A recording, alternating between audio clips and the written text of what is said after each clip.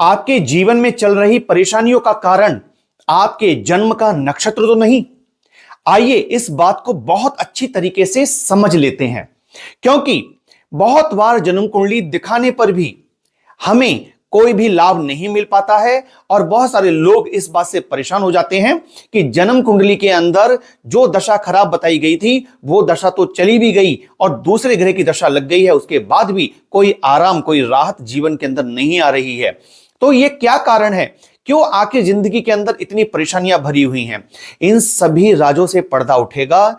बस आप इस वीडियो को कंप्लीट तरीके से देखते चले जाइए, क्योंकि बहुत सारी बातें इतनी सीक्रेट्स होती हैं कि जिनके बारे में खुलासा बहुत कम ही हो पाता है।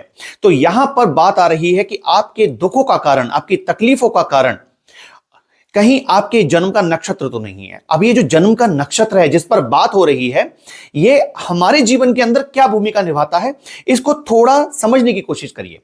मानिए जब किसी बच्चे का जन्म होता है तो जन्म होते ही उस बच्चे के बारे में उसके माता पिता किसी ज्योतिषी से जाकर के इन जानकारियों को प्राप्त करते हैं। और वो जानकारियां क्या हैं? सबसे पहले जिस बच्चे का जन्म हुआ है उसके माता पिता किसी ज्योतिषी से बोलते हैं कि ये जो बच्चा पैदा हुआ है इसका नाम क्या होगा, इसका नाम क्या होगा। और ज्योतिषी पंचांग खोल करके उस बच्चे के नाम का प्रथम अक्षर बताते हुए कहते हैं कि इस बच्चे का नाम इस अक्षर से शुरू होगा, यानी कि इस बच्चे का नाम ये रख देना चाहिए। अब ये नाम का जो अक्षर आपको प्राप्त हुआ, जो आपकी पहचान है, क्योंकि परमात्मा ने उस बच्चे को दो चीजें देकर के भेजा है।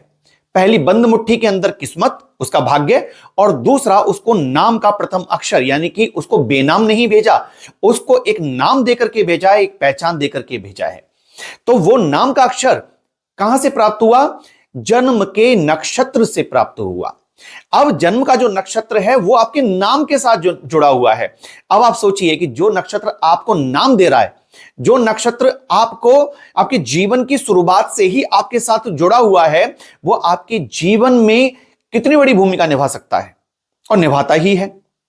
इतना ही नहीं है, जीवन के अंदर जितनी भी घटनाएं घटित होती हैं इस जन्म नक्षत्र के द्वारा ही घटित होती हैं। कैसे? इसको समझते हैं इस तरह से। जब भी बच्चे का जन्म होता है तो माता पिता ज्योतिषियों से पूछते हैं कि बच्चे का नाम क्या रखा जाए। इसी के साथ साथ वो ये भी पूछते हैं कि बच्चे के पांव कैसे आए हैं। पांव यानी कि बच्चा परिवार के लिए शुभ है एवं भारी है, बच्चा खुद के लिए किस तरह का है, यह जानने के लिए पांव का पता करना पड़ता है। तो ये पाद जो होता है इसको क्या बोला जाता है कि ये 4 प्रकार के होते हैं: सोने के, चांदी के, तांबे के और लोहे के। जिसमें से कि सोना और लोहे के जो पाद होते हैं ये शुभ नहीं माने जाते, लेकिन जो चांदी और तांबे के पाद होते हैं बच्चे के, अगर चांदी और तांबे के पाद आते हैं तो ये पाद अच्छे माने जाते हैं, शुभ माने जाते हैं। ये परिवार और बच्चे दोनों के लिए शुभ होते हैं। वहीं पर यदि सोना एवं लोहे के पादे आ जाते हैं तो फिर इसका उपाय करना पड़ता है ताकि बच्चे को कोई शारीरिक कष्ट ना रहे और परिवार में किसी को कष्ट ना आ जाए, इसके लिए। तो ये सब कहां से प्राप्त हो रहा है? ये भी जन्म के नक्षत्र से ही प्राप्त हो रहा है। और इतना ही नहीं, इसके अलावा और भी बहुत सारी चीजें पूछी जाती हैं।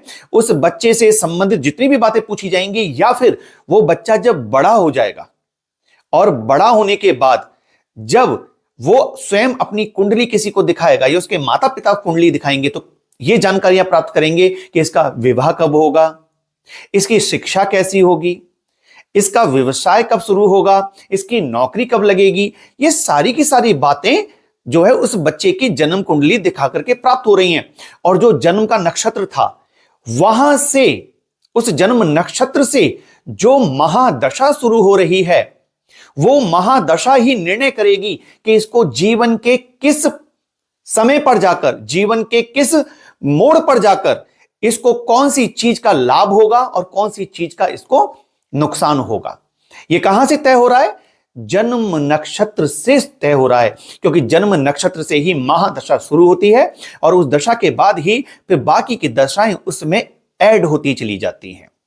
तो इस प्रकार से जन्म नक्षत्र बहुत अहम भूमिका निभा रहा है।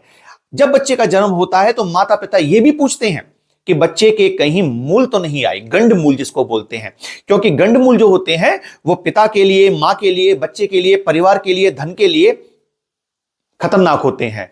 जब राजमूल आते हैं तो कोई चिंता की बात नहीं, लेकिन जब गंड मूल आते हैं तो बहुत परेशानी होती है। इसमें गंड अलग होता है, मूल अलग होता है, इसकी एक विधि है, मैं उस पर जाना नहीं चाहूंगा, क्योंकि मैं तो सिर्फ आपको यह समझा रहा हूं कि आपके जन्म का जो नक्षत्र है आप उसको समझिए और उसको समझ करके अपने जीवन को सुधारिए।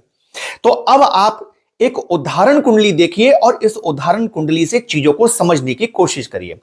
आप यहां पर जिस कुंडली को देख रहे हैं यह मीन लगन की जन्म कुंडली है, और इस मीन लगन की जन्म कुंडली के अंदर आप देखिए कि चंद्रमा जन्म कुंडली के छठे घर में सिंह राशि में बैठे हुए हैं। चंद्रमा जिस राशि में बैठे होते हैं वही व्यक्ति की राशि होती है। तो यहां सिंह राशि में चंद्रमा बैठे हैं, तो इस जातक की जो राशि है वो सिंह राशि है। और चंद्रमा किस नक्षत्र में बैठे हैं उसे समझने के लिए आप इस चार्ट को देखिए। इस चार्ट में देखिए कि चंद्रमा इस जातक की जन्म कुंडली में पूर्वा फाल्गुनी नक्षत्र में बैठे हैं। और पूर्वा फाल्गुनी नक्षत्र में जो बैठे हैं, अब आप ये देखिए इस चार्ट के अंदर कि ये पूर्वा फाल्गुनी नक्षत्र किस ग्रह देवता का नक्षत्र है, यानी कि ये नक्षत्र किस ग्रह का है, इसका स्वामी कौन है। तो इसका स्वामी है शुक्र ग्रह। आप देखिए पूर्वा फाल्गुनी नक्षत्र का स्वामी शुक्र ग्रह है। अब चंद्रमा जो कि पूर्वा फाल्गुनी नक्षत्र में इस जन्म कुंडली में बैठे हुए हैं सिंह राशि के अंदर, इस बच्चे का जन्म पूर्वा फाल्गुनी नक्षत्र में हुआ है। लेकिन रुकिए, इतना ही नहीं, इस नक्षत्र के किस चरण में वो बैठे हैं। तो इस नक्षत्र के द्वितीय चरण के अंदर चंद्रमा विराजमान है, दूसरे चरण में। तो अब आप ये देखिए कि दूसरा चरण, तो दूसरे चरण का स्वामी कौन है? दूसरे चरण का स्वामी है राहु। तो इसका मतलब हुआ कि इस जातक की जो जन्मजात दशा थी वो शुक्र की महादशा थी, और उसमें जो अंतरदशा थी वो थी राहु की, जिसको आप यहां पर देख सकते हैं, शुक्र की दशा और राहु की अंतरदशा। अब पुनः जन्म कुंडली पर आ जाते हैं। अब जन्म कुंडली को देखिए। अब आप देखिए कि यहां जन्म कुंडली के अंदर शुक्र और राहु की पोजीशन कहां पर है। शुक्र देखिए छठे भाव में है और राहु देखिए वो भी छठे भाव के अंदर ही विराजमान होकर बैठे हैं। यह सब कुछ कहां से आ रहा है? यह सब कुछ आ रहा है जन्म नक्षत्र से। तो आपको क्या पता करना है? सबसे पहले क्या पता करना है कि आपका जन्म नक्षत्र क्या है। जिन लोगों के पास जन्म कुंडलियां नहीं हैं, जिनकी जन्म कुंडली के बारे में जिनको नहीं पता है, उनका जो नाम है उस नाम के प्रथम अक्षर से वो अपने नक्षत्र को पता कर सकते हैं। और उसे पता करने के लिए आपका चार्ट ये रहा, आप इसमें देखिए और इसमें देख करके आप अपने नाम के अक्षर को देखिए और नाम के अक्षर के साथ आप अपने नक्षत्र को देखिए। तो ये रहा आपका नाम और ये रहा नक्षत्र। अब आपका नक्षत्र ये हो गया। अब इस नक्षत्र के स्वामी को देखिए। अगर नक्षत्र आप पता करिए अपना, उसके बाद अपने नक्षत्र स्वामी को प्राप्त करिए। ठीक है, अब ये नक्षत्र स्वामी हो गया आपका। अब क्या करना है वो समझिए। तो इनकी कुंडली में क्या था कि इनकी कुंडली में था कि शुक्र की महादशा और राहु की अंतरदशा में इनका जन्म हुआ है। दोनों के दोनों ग्रह कुंडली के छठे भाव में बैठे हैं। ये दोनों ग्रहों ने मिलकर के इनकी जिंदगी में क्या किया है ये आपको बता दूं। जन्म लेते ही 10 दिन के अंदर अंदर इनकी सर्जरी हुई। 10 दिन के बच्चे की सर्जरी हुई। उसके बाद इनकी अब तक लगभग 5 सर्जरियां हो चुकी हैं। और यह सब कुछ कैसे हुआ है?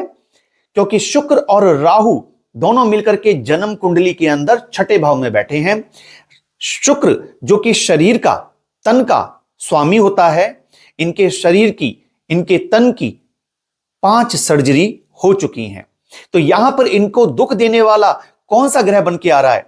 जन्म नक्षत्र का स्वामी ग्रह और उस नक्षत्र के चरण का स्वामी, जो महादशा और अंतरदशा में जो 2 ग्रह हमने पकड़े थे, शुक्र और राहु। यही एक इंपॉर्टेंट बात है जिसको आपको समझना है कि जो जन्म का ग्रह था, जन्म के 10 दिन बाद ही उसने सर्जरी दे दी और आज तक वो पीछे पड़े हुए हैं ये ग्रह। इनकी कोई दशा, इत्यादि नहीं है, क्योंकि इन पर ध्यान भी नहीं जाता। क्योंकि इन होता क्या है कि जो महादशा होती है वो जन्म के बाद ही कुछ समय बाद समाप्त हो जाती है, तो बहुत ज्यादा ध्यान उधर की तरफ नहीं जाता। ध्यान जाता है उन ग्रहों की दशाओं की तरफ जो वर्तमान के अंदर चल रही हैं अथवा आने वाली हैं, क्योंकि जो दशा जन्म लेने के 2 साल बाद, 4 साल बाद, 10 साल बाद, 15 साल बाद चली गई, तो अधिक से अधिक 15 साल की उम्र, क्योंकि सबसे बड़ी जो दशा है वो शुक्र ग्रह की है 20 वर्ष की। अब मान लीजिए कि किसी का जन्म हो गया, प्रथम चरण में ही हो गया नक्षत्र के, और 20 साल की दशा भी आ गई, तो जीवन के 20 वर्ष तक शुक्र की दशा के बाद अन्यत्र दशाएं आ जाएंगी। तो जो महत्वपूर्ण कार्य होते हैं जीवन के अंदर शिक्षा के बाद के, वो 20 वर्ष के बाद ही होते हैं। तो उन ग्रहों पर ध्यान जाएगा, लेकिन जो महादशा जन्म के समय थी उस ग्रह पर कम ही ध्यान जा पाता है। तो यहां पर इनको क्या करना चाहिए? इनको शुक्र एवं राहु का उपाय करना चाहिए। अगर इन्हें अपने जीवन को सुखी बनाना है, शारीरिक कष्टों से बचना है, इनको धन प्राप्त करना है, इनको जीवन में लाभ प्राप्त करना है, तकलीफों को दूर भगाना है, तो इन्हें अपने जन्म नक्षत्र के स्वामी, जैसे जन्म नक्षत्र का स्वामी कौन? शुक्र हुआ इनका, और चरण का स्वामी कौन हुआ? राहु। तो इन्हें अपने जन्म नक्षत्र के स्वामी एवं उसके चरण के स्वामी, इन दोनों के उपाय को करना चाहिए। जीवन के अंदर आप खुशहाल जिंदगी बिताएंगे या दुखी जीवन व्यतीत करेंगे, यह आपके जन्म की महादशा से ही जो है प्राप्त हो जाता है। तो यदि आपके जीवन में तकलीफें हैं, परेशानियां हैं, तो आप चेक कीजिए अपनी जन्म कुंडली को, और आपकी जन्म कुंडली के अंदर जो महादशा एवं उसकी जो अंतरदशा जन्म के समय शुरू हुई थी, उस ग्रह के उपाय आपको करने चाहिए। और जब आप उन उपायों को करेंगे तो डेफिनेटली आपको लाभ जरूर मिलेगा। इससे नेक्स्ट वीडियो जो आएगी बहुत महत्वपूर्ण है, उसको मिस मत करिएगा, क्योंकि उसमें मैं आपको बताने जाऊंगा कि आपके जन्म नक्षत्र के हिसाब से आपका कौन सा देवता है जिसकी पूजा आराधना करने से आपको आपके जीवन में सुख, शांति, धन, वृद्धि प्राप्त होगी। क्योंकि कभी कभी हम क्या करते हैं कि अपने मन से ही किसी भी देवी देवता की पूजा शुरू कर देते हैं, और हमें जब रिजल्ट नहीं मिलता तो हम दुखी होते हैं। तो उस वीडियो को देखना मत भूलिएगा। इस वीडियो को अगर आपने यहां तक देखा है तो कमेंट में बताइएगा कि आपके जन्म समय पर किस ग्रह की दशा थी और वह जन्म कुंडली के किस भाव में बैठा है। यहां तक वीडियो देखने के लिए आपका बहुत बहुत धन्यवाद। कमेंट में ओम नमः शिवाय जरूर लिखिएगा, इससे हमें पता चलता है कि आप में से कितने लोगों ने इस वीडियो को कंप्लीट देखा। जल्दी मिलते हैं आपसे, तब तक अपना ध्यान रखिए। नमस्कार।